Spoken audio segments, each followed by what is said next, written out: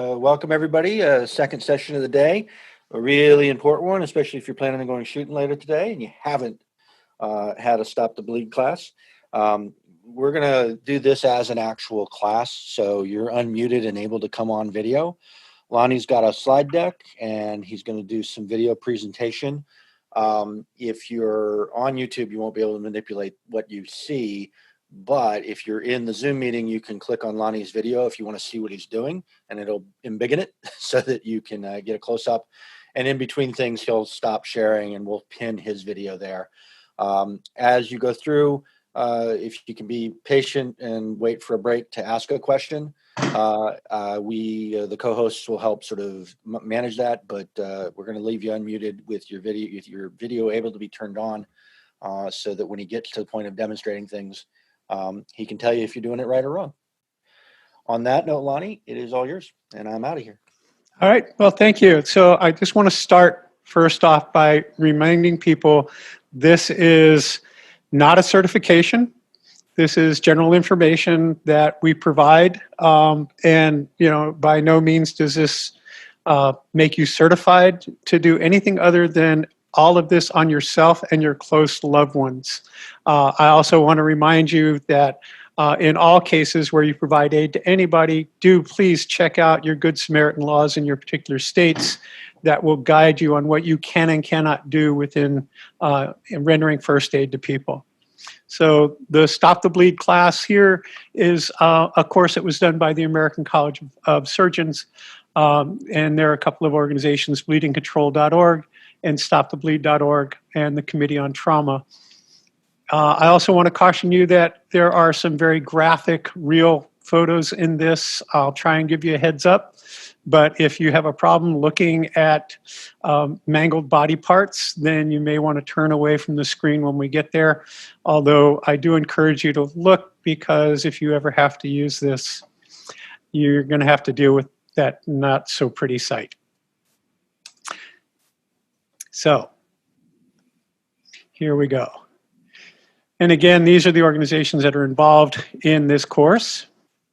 And like I said, some of the images that you are seeing will provide some disturbing images. I love this. So the number one cause of preventable death and injury after injury is bleeding. These are the places in which you may find it useful to know how to stop the bleed. And then the things is you need to be able to identify life-threatening bleeding, and you should also understand what are the steps, what are the steps that you need to engage in order to stop the bleeding, which is pressure, packing, and tourniquets, which would be your last resort if bleeding does not stop. A reminder that your safety is your first priority.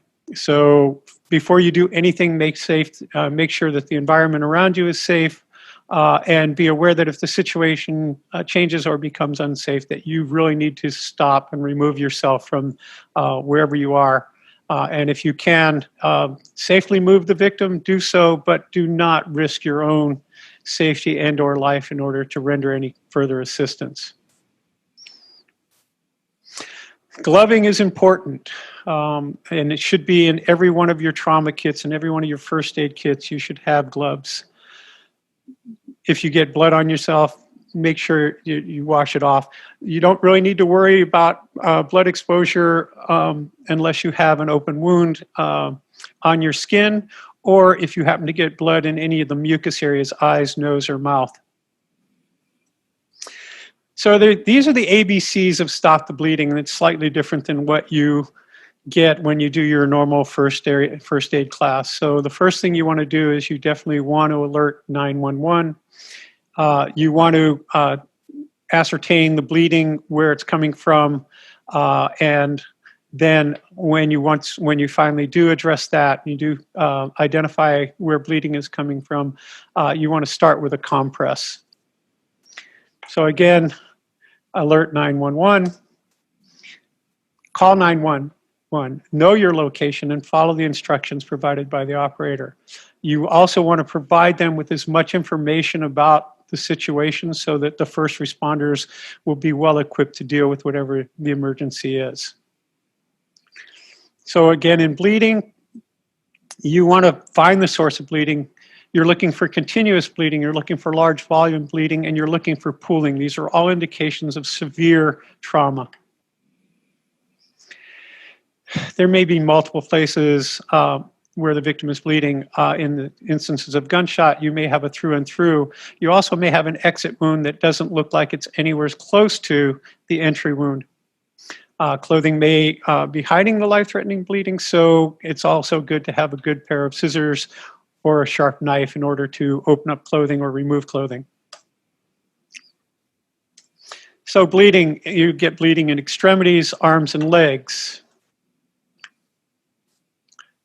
You get bleeding in the armpit, neck, and the groin area. And the last place you'll see bleeding is in the chest cavity and the back. Again, these are the pictures that I wanted to warn you about. And these are the types of wounds that you may see in the field or when you're out backpacking, when you're at the gun range. These are all possible types of things. And these are the things that would definitely require a tourniquet as opposed to wound packing alone. Arm and leg wounds, the most frequent cause of preventable death from injury, right? So bleeding from these wounds can be controlled by direct pressure and or a tourniquet. And again, I want to remind you that you want to start with direct pressure unless it's very, very obvious, like in this case, that direct pressure is not going to do anything to stop the bleeding here. Torso-junctional wounds, neck, shoulder, groin, bleeding can be controlled by direct pressure and or wound packing. These are not areas that you're going to be able to use a tourniquet in, so your only choices are to control the bleeding either through direct pressure or through wound packing itself. So chest and abdominal injuries, really all you can do, the best you can do is provide cover over the wound area. You can try some direct pressure, but these types of wounds are almost impossible to control the bleeding and require them as quickly as you can to immediately transport the patient to a trauma center and to identify these patients immediately to EMS as they arrive. And in the case where you're in an area like at a range, this is not as problematic. But if you happen to be out backpacking, you have to be out in the woods, and you encounter this, and you do know that it's going to be a while before aid gets to the person, the best you can do is try and control the bleeding by direct pressure. So again, alert 911. Control your bleeding, and then compress or pressure, apply direct pressure to the wound, and always focus on the location the bleeding is occurring. Use just enough gauze and or cloth to cover the injury, and if pressure stops the bleeding, keep the pressure on the wound until help arrives. Where pressure will not work, you want to start with wound packing. This will often help because the wound packing material you'll have will have a clotting agent in it. And then you want to hold pressure until help arrives. So compressing and packing arms, legs, necks, the armpit and groin and body area.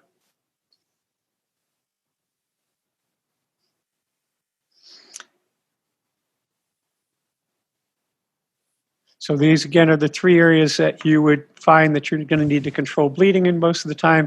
Head wounds are a little different, and it's not really something that you're going to see a huge amount of blood loss, although it looks really bad because there are so many small and minor vessels in your in your scalp that usually if you've ever cut your head, it feels like you're bleeding, buckets. But the reality is it's actually not that much, and it's very easy to control with pressure.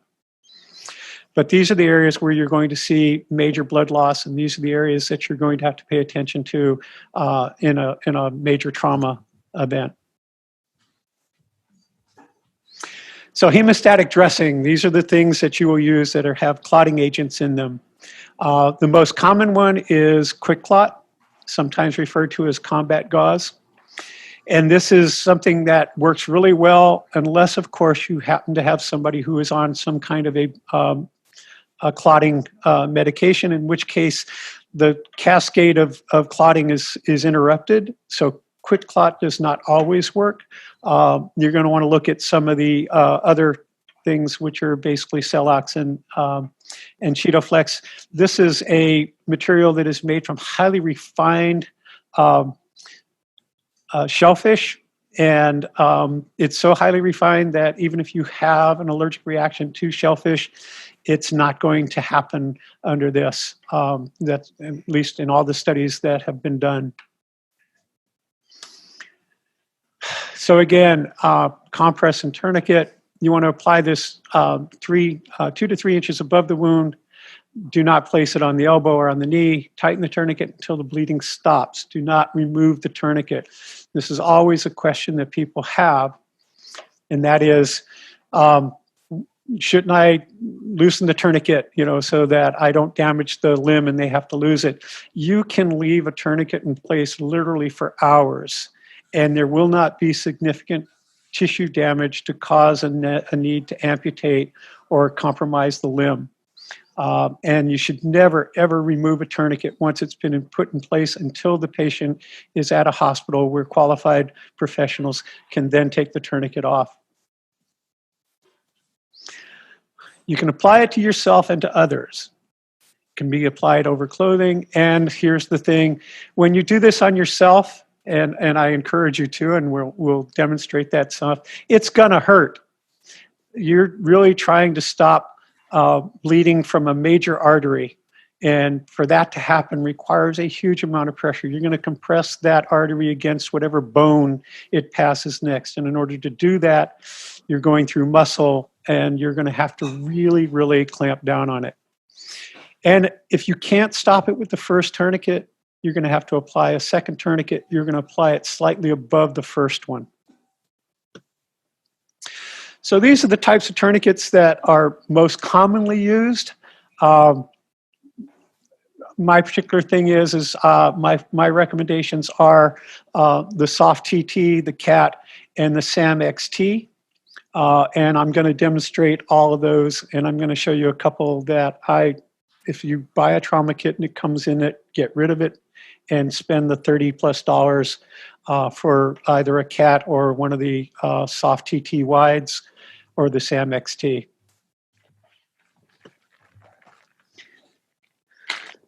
So this is the general makeup of almost all of the tourniquets that are on the market. They have a windlass rod, which is the rod that you're going to twist.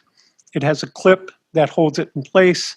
Sometimes it will have a strap and or a buckle that's a single pass that is used for tensioning. And, oops, sorry about that. And these are some of the non-pneumatic limb tourniquets. The pneumatic ones are really, really expensive, folks, and unless you really want to invest a couple $100, it's really not worth it. Plus, they are not something you're going to transport It's not very portable for our purposes. So you have the combat application tourniquet. That's the CAT 6. You have CAT 7. There's just slight variations in those two. You have the ratcheting medical tourniquet, which is the SAM XT. You have the soft tactical tourniquet, which is the Soft TT wide. And then you have the tactical mechanical tourniquet, and then you have the TX2. Not ones that I would necessarily recommend. And these are the pneumatic tourniquets that are available. So for children, in all but the extremely young, the same tourniquet can be used that are used for adults. For infant and very small children, the tourniquet's too big. You can use direct pressure. You can also use, there's a tourniquet that you can use that is made for canines, which is really just a very elastic. I think Ed, has one that we may be able to show up. And for large deep wound packing. So after the arrival of medical responders, there are a couple of things that you need to do for yourself. If you've had blood on you, wash it thoroughly, soap and water, remove all the blood, notify the medical responders of possible exposure. And again, you don't have to worry about too much exposure if you have no open wounds and you've had nothing that has compromised any of the mucus areas, eyes, ears, nose, those types of things, and mouth.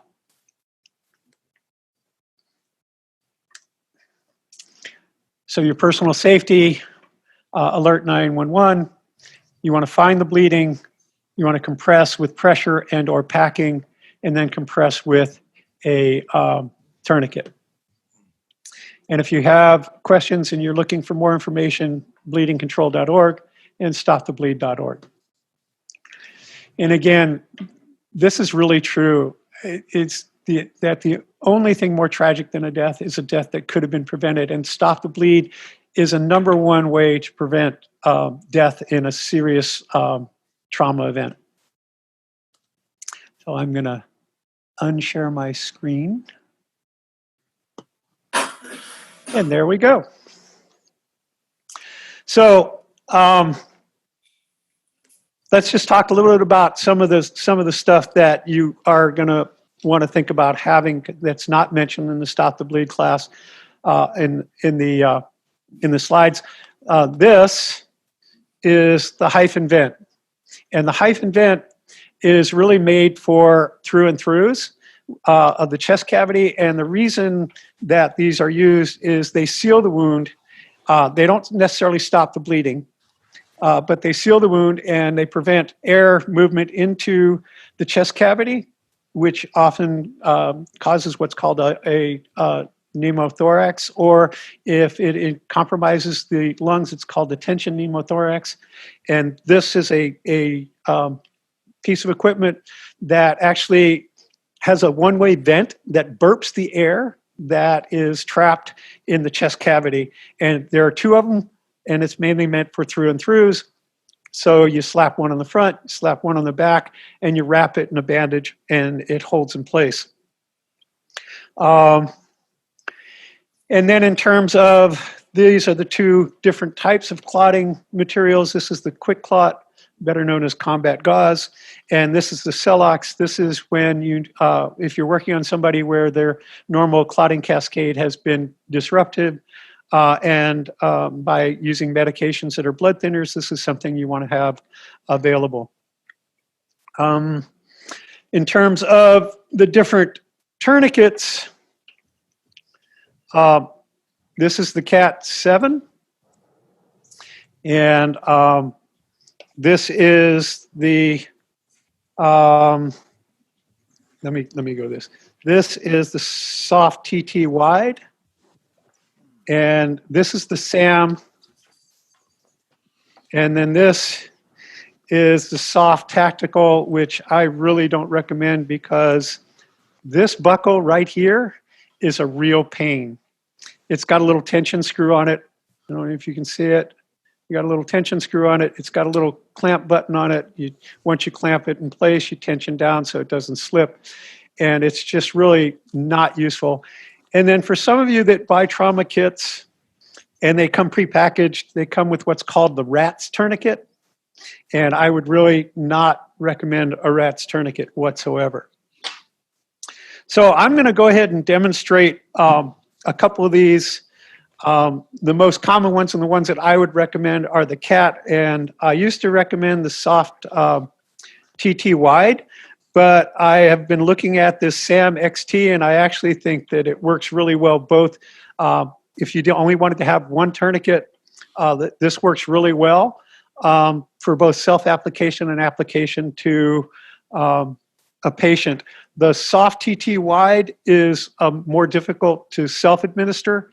So this is something that if you wanted to carry something that was for use on somebody else, this is great. If you wanted to carry two different tourniquets, a CAT or the SAM XT, those are great. Instead of having to carry two different ones, one that you can apply to yourself and one that works on a person. But you really want to be able to self-apply. That's a really important aspect. So I'm going to go ahead and demonstrate how this works. And I'm also, this is how I stage it. So you always want to stage this with a loop, right? That when you fold it up, you're going to fold it up so that you wrap this, and then over the top on the SAM XT, the Velcro adheres, and this is how you want to store it in your trauma kit. So I'm going to go ahead and demonstrate this, and I'm going to change the camera angle a little bit because I'm going to do it on my leg rather than try and fight with my arm on this. So what you're going to do is you're going to slide this over the patient. And the thing that I like about this, and you'll see this, is you're going to place the windlass over where the direct above the wound with as much pressure on the area that you're going to compress against the bone. And you're going to pull this, and you're going to hear that snap. I don't know if you got to hear that. And then you're going to twist the windlass until the bleeding stops. And it's going to hurt, folks, if you do this yourself. But that is what you do. And then if you really want to find out, you can actually go down to the ankle and you can find that pulse down there. If you cannot find it, then you have indeed stopped the blood flow. If you find that pulse, it means you got to go back up and you've got to put the windlass, you got to twist it a little bit more. And if that doesn't do it, apply a second tourniquet just above. But again, if a lower extremity, if it's down here at the calf area, you can go below the knee. If it's up here, depending on where it is, you want to go 2 inches above, right? And I have to tell you that thing is on there really tight because I have no pulse at my ankle. And I can sit here and have this conversation with you and it's going to be fine. So Lonny, sorry, when you say above, you mean closer to the heart, right? Yes. You're going to be thinking about it from the ground up. Okay. So if it's an arm or, well, yeah. Okay. That you answered my question. If it's an arm, it's going to go 2 inches above wherever the bleed is. Thank you. If you're at if the bleed is below the elbow, I would go ahead and do the tourniquet at the arm, at the upper arm. And I'd go about between 2 to 3 inches above the elbow and compress that major artery against the bone. And you can actually even start doing that with direct pressure with your hand, depending on the body, on person's body composition. You can actually get a good amount of pressure against that bone there. So that's what I mean by above. Thank you. So that's how to do a tourniquet. Now, if you have a tourniquet, I would like you to go ahead and put your video on and demonstrate doing this. I would go ahead and actually recommend using your leg for right now for a couple of reasons. One, if you actually get this tight enough on your arm, you're going to have a nice bruise up there later. It's a little less of a problem with the larger leg. But you really need to be able to demonstrate to yourself that you can apply a tourniquet to yourself without having somebody do it for you. So if you want to go ahead and hit your video, if you have a tourniquet, go ahead and make your video live on the screen so I can watch this. Does anybody have one? This is the point of the class, right?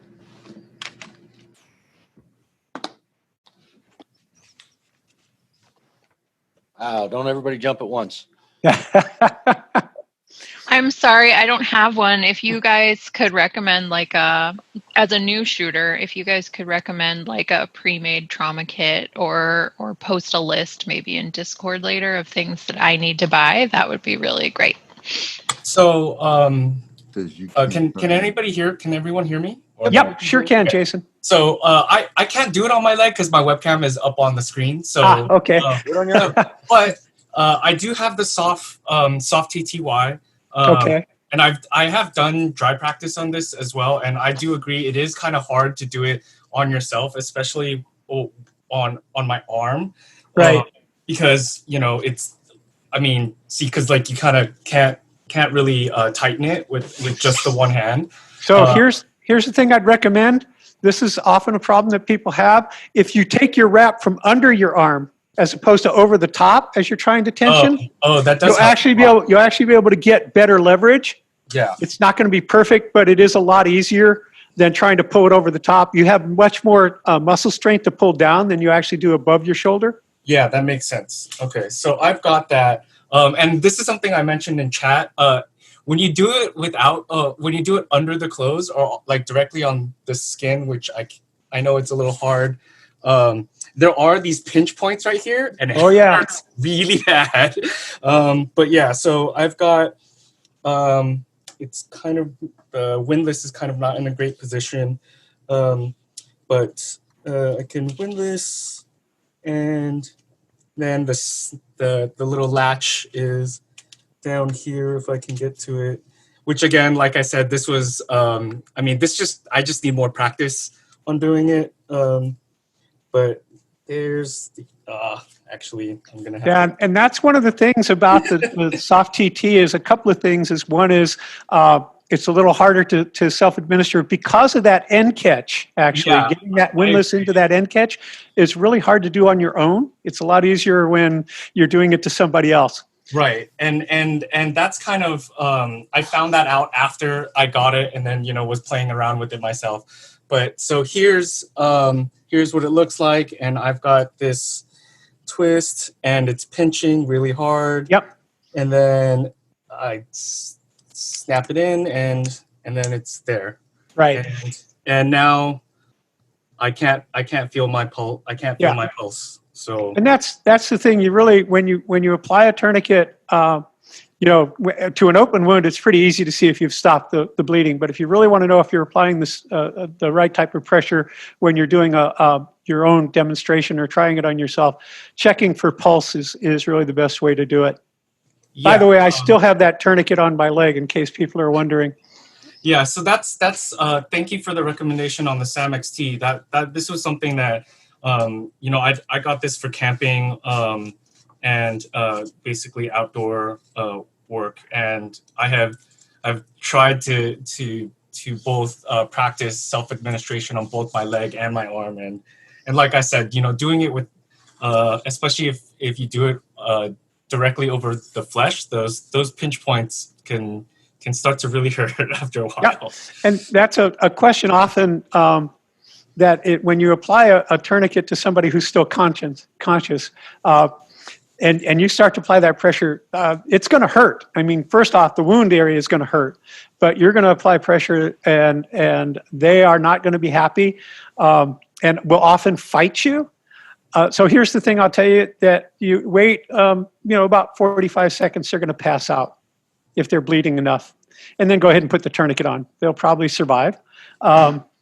But really, it's going to hurt. And this is one of the reasons why I really recommend that people put a tourniquet on themselves so they understand those pinch points. Like if let me see if I can get the camera down here. And I don't know if you can see the pinch point on my thigh right here. Yeah, we could totally see it. And by the way, that's gonna leave a nice little bruise for me later. Yeah. But that's okay, because I think it's important that you understand what your patient is going to go through. And I'm ready for this, and I have a fairly high tolerance of pain thanks to my time with good old Uncle Sam. But it is the thing that you really want to pay attention to. And I suggest you both administer over your clothing for yourself and on bare skin, just so you get an idea of what it's going to be like. Yeah, thank you.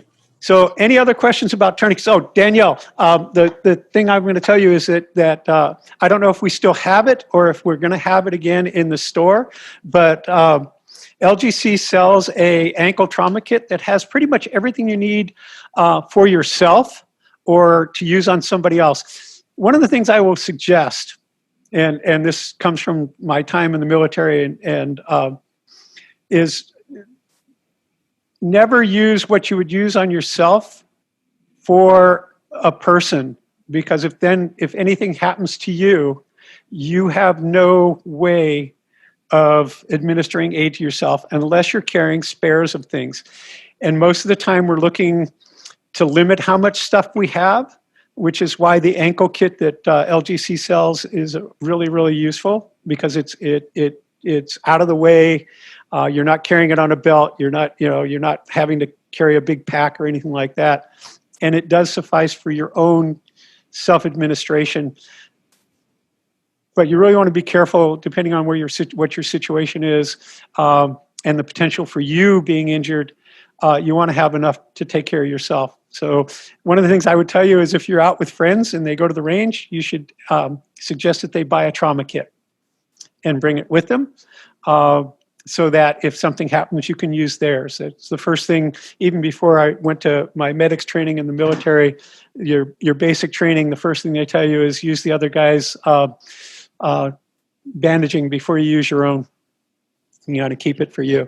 Hopefully that helps. And if we don't have it, there are a couple of organizations. Rescue Essentials is a website that sells both trauma kits and individual pieces. So a lot of the stuff that comes in the trauma kit, and I'm going to bring my big kit over. This is my big kit. Now, I've taken a lot of stuff out of this, and I put a few things in that didn't come with it. So for one of the things I took out of it is I took the nasal airway out, because when I take this to the range, there under the law, I can't do anything that pierces the skin, and putting a nasal airway in is not something that I can legally do under the Good Samaritan laws in California.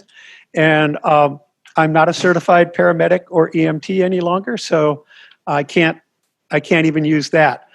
So I removed that. But what you'll see in here, there's a cat. There's a large Israeli bandage. There's a smaller Israeli bandage, and I'm going to demonstrate how those work. There's some saline solution for irrigation. I did take the suture kit out. And there's bandages and some other material that are in here, and some things that I've added. So the Israeli bandages did not come with this kit. I added them later. And the main reason for that is, and I'm going to demonstrate an Israeli bandage here shortly, and then we'll get into wound packing. Any questions so far? Yeah, I just got my video working. You still there? Yay. Okay. Yeah, got my tourniquet. It's actually a soft T wide, is what I have in my range bag, but I'll just quickly. It is a little bit difficult. I think you showed out one time how difficult they are to put on the arm. Right. But it is, get it on there and turn it around a couple times. And after I get this on, I'm going to show y'all what I actually saw. First time I ever saw a blowout kit was with taking a Rob Pincus course. Yeah. And he had it on the range. And this is actually difficult to get on yourself with the soft TY with the that little buckle catch is a real pain. It is. So that's one of the reasons. That's one of the reasons I'm really into either the Cat or the Sam XT. Right. Because the Sam XT has a ratchet on it. So once you get that ratchet done, it pops in place and it holds itself. You don't have to worry about a buckle. And then what you can do is you can wrap it, and you just don't want to put it over where the windlass is, but you can wrap it. And let me see if I can show you this. So you can see that it wraps around. Right. And the really nice thing is that when you're done, there's a little lever right here that you pull, and it releases. If I can get it to do that. There we go. There's a little lever that you push on, and it releases, and it comes out. And it's really, for a self-application part, it's really good, but it's also really good because it's a very effective tourniquet to use with for applications to a third party or a second party. Right. Now, something else he had on his blowout kit was a lot of people carry trauma shears. Yep. What he actually had was a benchmark, and I keep it on my blowout bag right here. It's a benchmark knife, and so I don't know if y'all can see that or not. Yeah. And actually, instead of getting the trauma shears out, this is actually just a seatbelt cutter. Is Right. what it is. But you hook it in where you find the bullet hole, and you rip from there. So it may be a little bit faster to getting to that wound. Yep. Yeah, there are a lot of different ways to go. I think the seatbelt cutters are really kind of good. It's a lot better than a pocket knife, because then you run the risk of actually cutting somebody. Trauma scissors are really good, but they're bulky.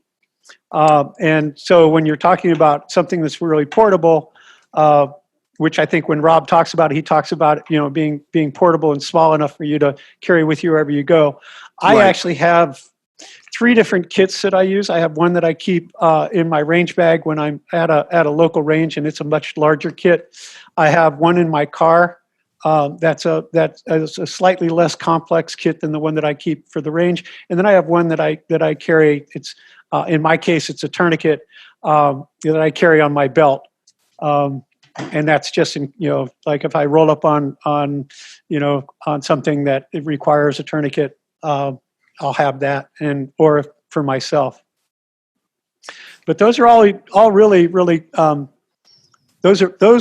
Cat and the Sam XT have become like my recommended 2 tourniquets, because of the ease in which you can apply them. It doesn't require a whole lot of training. It doesn't require a whole lot of strength, which I really like, because sometimes strength becomes a problem. If you happen to have a weak grip, it's a lot harder to get that tension than it would be with the others. So that's basically what I look at. Any other questions about tourniquets? So I'm going to go ahead and talk a little bit about this little darling right here. This is what is called the Israeli bandage, or the emergency bandage. You'll notice it has a spot where you put this pad over the wound. It's an absorbent material, and it's got a pressure bar on it so that you can actually apply pressure to the wound.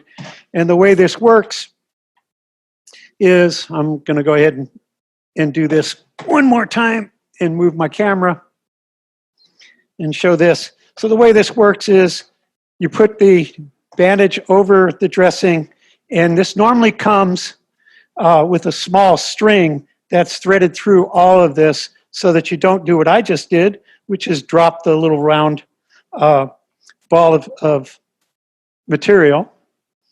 And let me just get this a little tighter. And what you're going to do is you're going to get this, it's elastic, so you're going to get it tight, and then you throw it through this little, the pressure bar, come back across, and now you can actually apply pressure to this. And at the same time, you can wrap this so that you provide a barrier for infection, and then you just keep tightening that. And it's a good direct pressure. And then when you're done, it's got a little clip on the end, thread it through any of these, and you've got a pressure dressing. So the Israeli bandage comes in a couple of sizes. It also comes with what's called a dual pad, so you can do chest wrap that way too. But again, I just want to remind people that you're not going to be able to stop the bleeding in a deep chest trauma. The best you're going to be able to do is to apply some pressure and get them help as soon as you can. Wound packing will not work. You can't get in there deep enough. Excuse me. I'm going to take a drink of water here.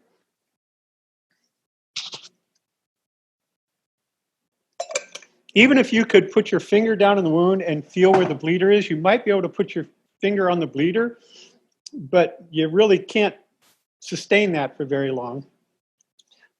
So there isn't a whole lot you can do. So let's talk a little bit about any questions so far, by the way.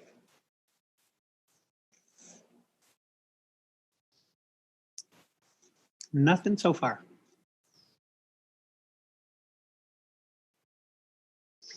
Okay, so let's talk a little bit about wound packing.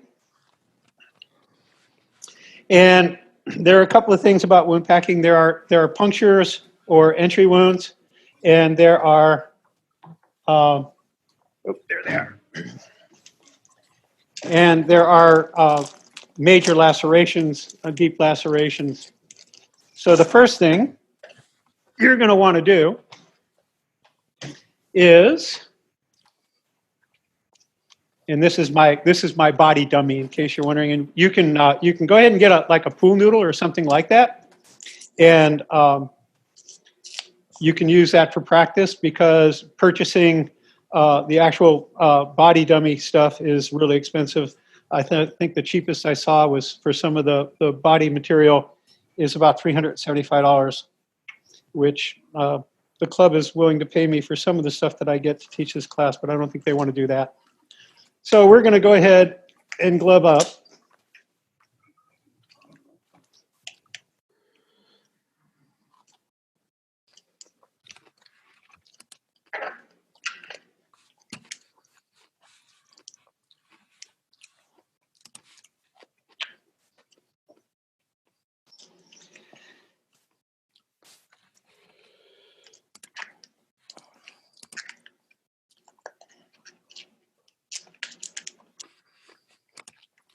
Normally, not that hard, but I happened to dislocate one of my fingers yesterday.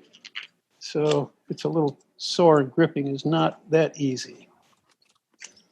Okay, so we've gloved up. What you're going to do, and it's up to you, but generally what I do is I take some of that material and I wrap it around my finger, and then I'm going to insert it in a hole. And then I'm just going to keep packing. And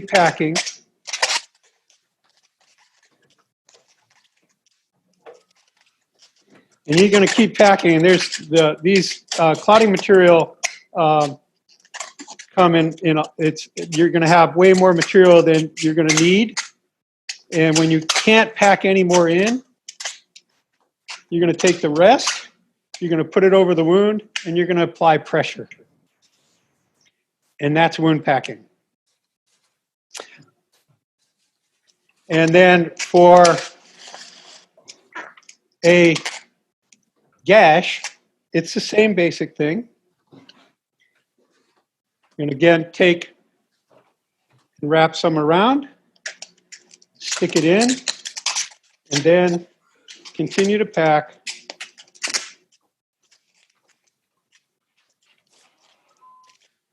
until you can't get any more material in the wound cavity. And you're going to use a lot. I mean, this is just a pool noodle. It's not even close to representing a human body, but it works for the demonstration. And then again, once you're done, you take the remaining and apply pressure. If the bleeding does not stop, then you have to put a tourniquet on. Now, the wound may be such that you automatically know, pack it anyway, but what you automatically know is that you're going to have to apply a tourniquet. But start with packing and compression first, because that's going to aid in the clotting that's going to occur, and you want to do that quickly. Any questions?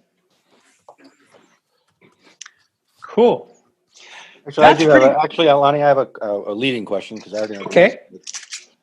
The amount of material that you put in for the wound packing. I recall it's a lot more than you think it should be. Oh yeah. Yeah, you're going to use, this is probably 10 yards of material, and you're going to use a whole bunch of it. I just, like I said, because the pool noodle does not, it's not the human body. You can put a lot of material in a large wound. So yeah, you're going to use a huge amount of this. Don't be surprised if you get pretty much all of it into a wound, depending on the severity and the depth of the wound. And that's also going to hurt like hell, right? Oh yeah, it is. But chances are, here's the thing: after a while, I don't know how many of you've ever experienced this, but if you've ever been traumatically injured, or couple of things happen. One is you don't immediately feel anything, and two is time slows down immensely. My experience when I was overseas and got the misfortune of actually having a traumatic event happen, everything slowed down, and I didn't actually notice how badly I was hurt until much later. Probably 5 or 10 minutes after the initial event, pain became a big thing. But adrenaline's amazing. So, okay, any other questions? Lonny, Yeah. Carl Dashman said, I'm guessing it's not really relevant to have sterile gloves. No, it's not. It's useful. You really you want to limit the possibility of infection when possible. You don't want to reach into a wound with dirty hands, mainly because the secondary infection is really, really nasty. And staph is a number one killer in post-traumatic and post-surgical events. So if you have gloves, it's better to have sterile gloves. Also, here's the thing: don't get black gloves. I know that's the common thing that comes in a lot of trauma kits. You can't really see blood on a black glove.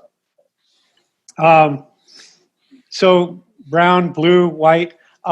These were sterile surgical gloves, which means that after I'm done today, they will go away. But I do recommend you have clean gloves. Stay away from gloves that have powder in them. You really,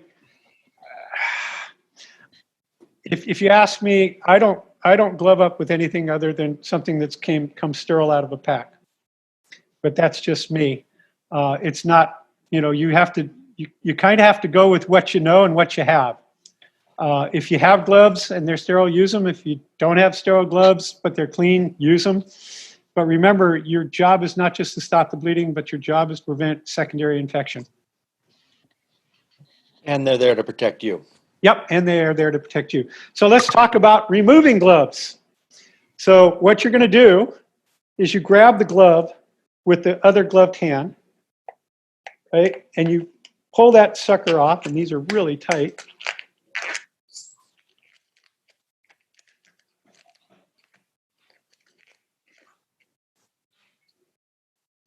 And you want to not touch your skin with the other glove. Then what you're going to do, once the glove is inside out, you're going to tuck it in the other gloved hand, and you're going to take your finger underneath. So again, you're not touching the outer surface of the glove. And you're going to pull them off, and you're going to have a little ball, and this is what you're going to dispose of. So that's glove removal. If you order gloves, if you think you're a medium, get a large. If you think you're a small, get a medium. Better to have a glove that's slightly loose than one that's too tight. Any other questions?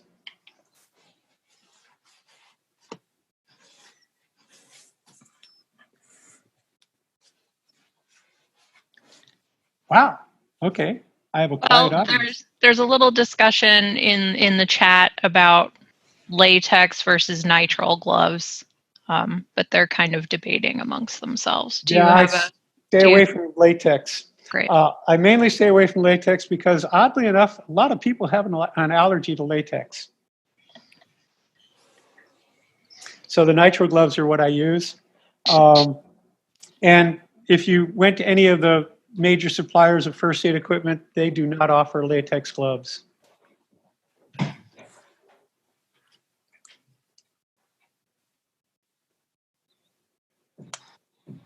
Again, it's your choice. You do what you want to do. I'm here just as a source of recommendation and based on my own personal experience and my training. Now, understand, a lot of this stuff came into existence long after my training as a medic in the 60s and my experience overseas. But I try and stay fairly up to date on what's out there and how things get used, because like most of us, I work with things that and I play with toys that can cause severe traumatic injury, and so I like to know what I'm doing. It's always good, by the way, to take a basic first aid class if you haven't. You can actually take them online these days. It's kind of interesting. But I do recommend that you stay up to date because it's constantly changing. As time goes on, we find certain things make sense and certain things that don't. And then we'll turn around and find out years later that the thing that we thought didn't make sense now makes sense. So one of the things back in the day, we used to do what was called a precardiac thump for CPR, which is basically you take your fist and you hit that sucker right on the sternum. We stopped doing that because it turns out that was not very useful and caused other types of injury. The other thing, then recently there's been some studies that says maybe we should reinstitute the precardiac thump. So, again, these are the things that happen. So it's always good to no matter whether you've taken a first aid kit or not, you want to try and stay up to date. So you always want to do a review, maybe every 5-6 years, go back and take another one. If you happen to be in a profession that requires certification, that makes it easier because that's going to be something they'll do on a yearly basis. We have another question. Jason asked, when you're doing wound packing for through and throughs, do you pack the exit wound or the entry wound first? So if you're talking about an arm, leg wound as opposed to a chest cavity wound, you're going to start with the entry wound. But here's the thing: how do I answer this? So in a bullet wound, what happens is that the entry wound will not bleed as much as the exit wound, because as the round passes through the skin, it will actually be a pinching source on veins and vessels. But the exit wound is a wide open thing, so you're going to see more bleeding from that. I would start packing where I see the greatest amount of blood coming from, and then I'd go and look at other things. Excuse me. Hopefully that answers the question. You really want to start with where you're seeing the most amount of blood loss. So on a through and through, regardless of which side you start packing on, you're going to have to pack both. So I would start where the greatest amount of blood loss is coming from, and then I would go to whatever other wound opening there is. Oh, the one thing I did want to do, somebody asked this one long time ago, what about impalement? So here is an impalement. What do you do? How do you deal with that? First, do not remove it. Secondly, all you want to do is take some gauze and stabilize it. So you want to start a wrap above. You want to come under it and over it and around. And then again, you want to go over it and under it and around. And the whole idea is you just want to stabilize it so it doesn't move. right? You do not want to remove this because right now, if this has pierced a major artery, right now it's acting as a stopper. You move that and you're going to have a huge amount of blood flow. So you really, on impalement, you don't want to take it out. No matter how weird it looks, no matter how strange it is, leave it in place. If it's in the heart, it's too late anyway, folks. So I did want to cover that. It's something I wanted to remember to do. Any other questions?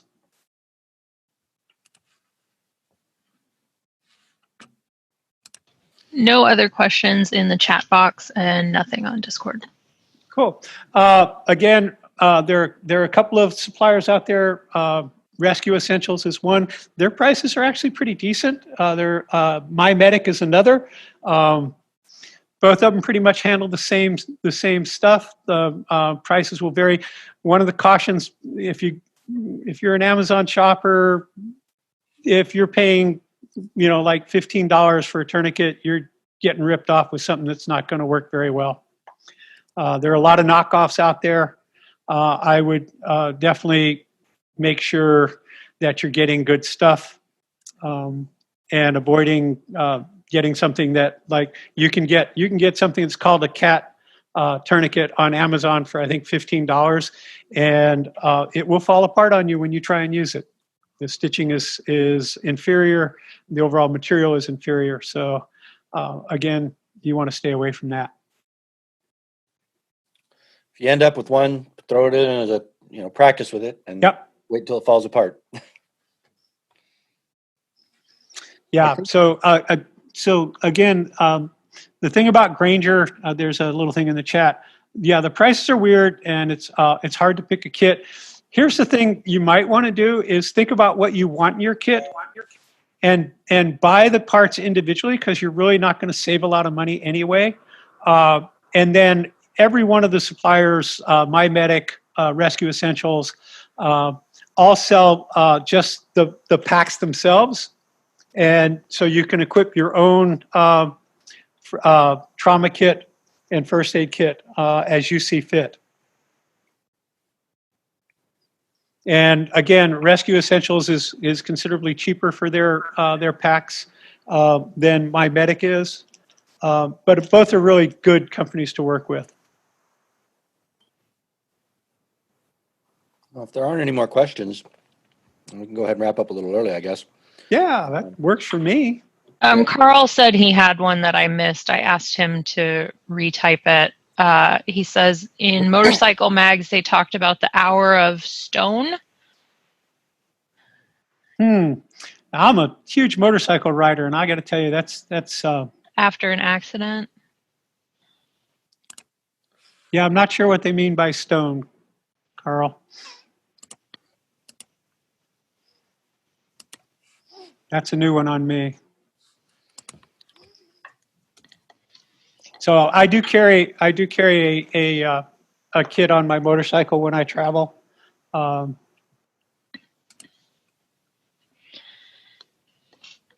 Yeah, okay.